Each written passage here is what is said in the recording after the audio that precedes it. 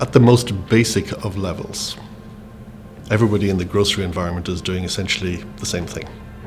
They are buying a bunch of food products, they're storing them on a temporary basis, and people come and they buy from them, and money exchanges hands.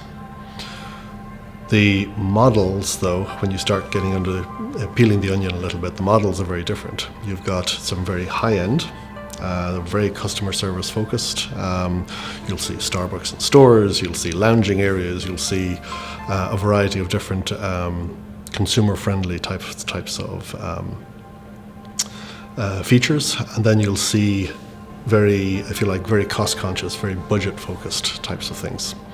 Types of grocery stores that are focused on different local demographics or different competitive points in the market, and what have you. As a result, there's a wide variety of dealing with the needs, the distribution needs of each one. Some of them are because of legacy systems, legacy software systems, legacy practices. We all only know what we know. So a lot of the role that we play is an educational kind of role. Hey, your business looks like this, it's trying to achieve these types of things. Here's a variety of ways of doing them. Here's a bunch of pros and cons. And that can occur on the strategic basis, and then all the way down to the selection of the technologies that are involved. If as a grocer you've decided to go heavily down the e-commerce road, and you're in a variety of different areas, rural areas and big cities and that type of thing, you may actually need more than one methodology for reaching your customers. You may third-party out a lot of your basic warehousing functions for normal distribution to your supermarkets, for example.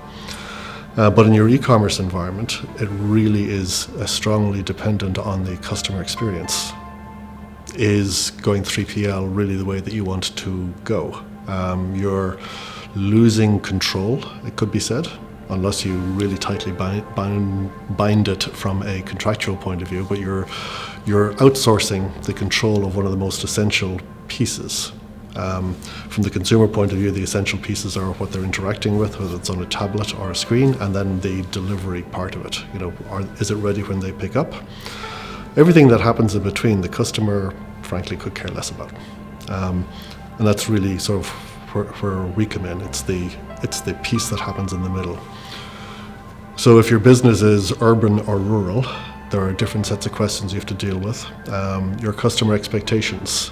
If you're dealing with people who have very busy lives, and most people would say that they have very busy lives, then at a minimum, you can't be an inconvenience as a grocer.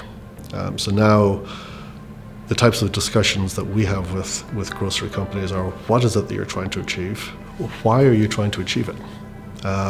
What is the basic business model? Because the differences in the basic business models really have an impact on how you go to market, the kind of distribution that you set up, and what you do inside the distribution center or inside the grocery store.